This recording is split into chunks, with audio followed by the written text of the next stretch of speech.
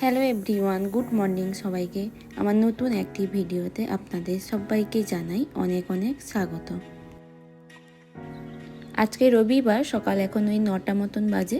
কিছুক্ষণ আগেই ঘুম থেকে উঠেছি। ঘুম থেকে উঠে ফ্রেশ হয়ে পুজো করে চলে এসেছি রান্নাঘরে। আজকে ব্রেকফাস্টে খাবো পান্তা ভাত। অনেক দিন পরে খাবো। অনেক দিন ধরেই খাওয়ার ইচ্ছে হচ্ছিল, তাই আজকে বানিয়ে ফেললাম। এবার তো ইন্ডিয়াতে প্রচুর গরম পড়েছিল, আর যখনই মাকে ফোন করতাম, মা কী রান্না করেছো, মা বলতো এই গরমে কিছুই খেতে ভালো লাগছে না।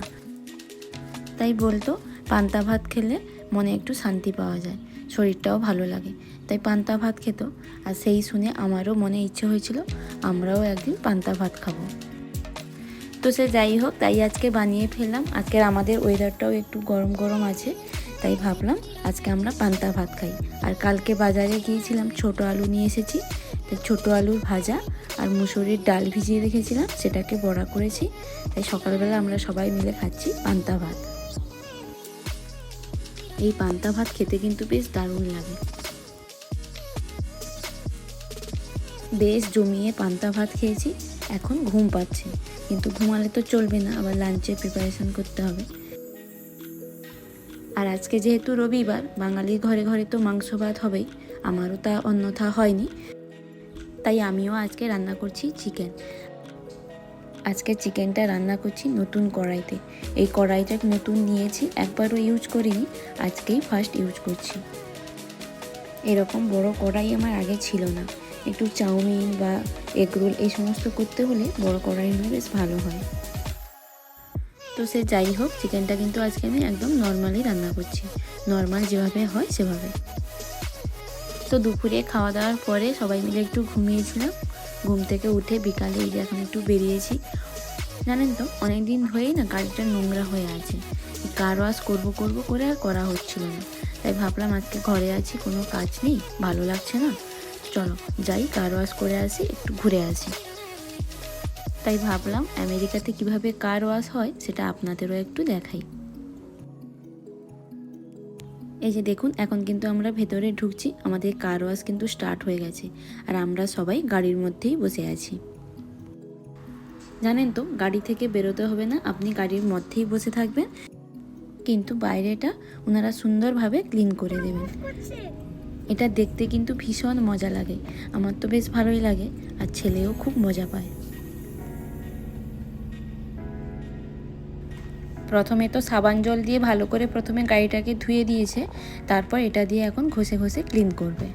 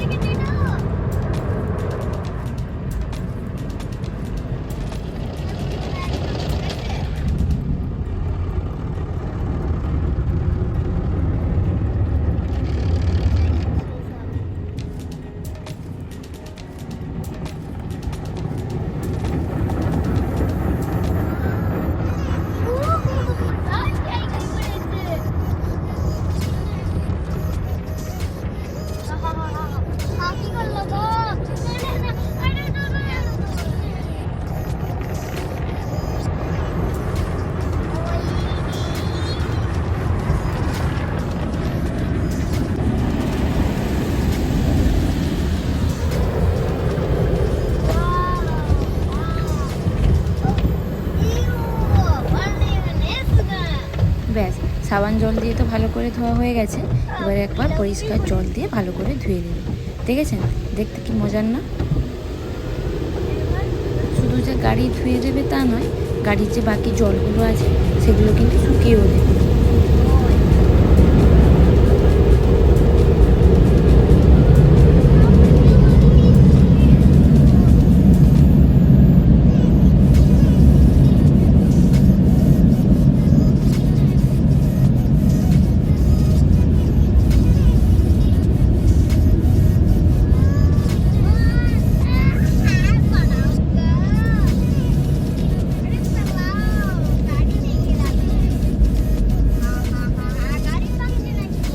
ব্যাস, পুরো স্টেপ বাই স্টেপ আমাদের গাড়ি কিন্তু একদম ক্লিন হয়ে গেছে।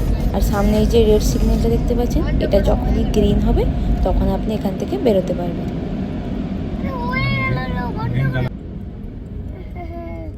ভালোই ছিল ওটা গো। তাহলে এই জন্য সবাইকে নিয়ে আসবো, বলছি তো নামবো।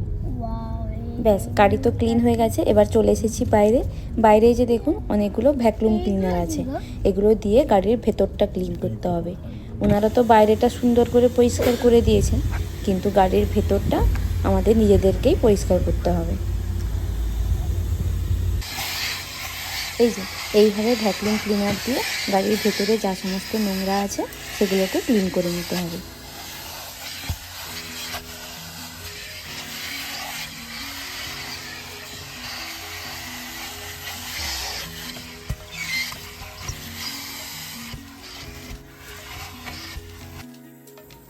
ব্যাস, লেফট সাইডটা হয়ে গেছে। এবার রাইট সাইডটা ক্লিন করলেই গাড়ি পুরো ক্লিন হয়ে যাবে। আর এদিকে ছেলে বায়না করছে ও নাকি ভ্যাকুয়াম করবে।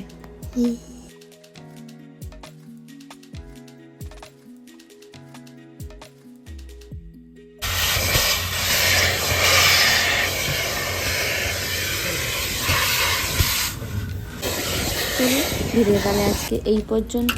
সবাই ভালো থাকবেন, সুস্থ থাকবেন, সাবধানে থাকবেন। আর ভিডিওটা কেমন লাগলো অবশ্যই কিন্তু কমেন্ট করে জানাবেন। আর হ্যাঁ, আমেরিকার এই কার ওয়াশ প্রসেসটা আপনাদের কেমন লাগলো সেটা কিন্তু জানাতে একদমই ভুলবেন না। দেখা হবে আবার নতুন কোনো ভিডিওতে। ততক্ষণ সবাই ভালো থাকবেন, সুস্থ থাকবেন, সাবধানে থাকবেন। টাটা।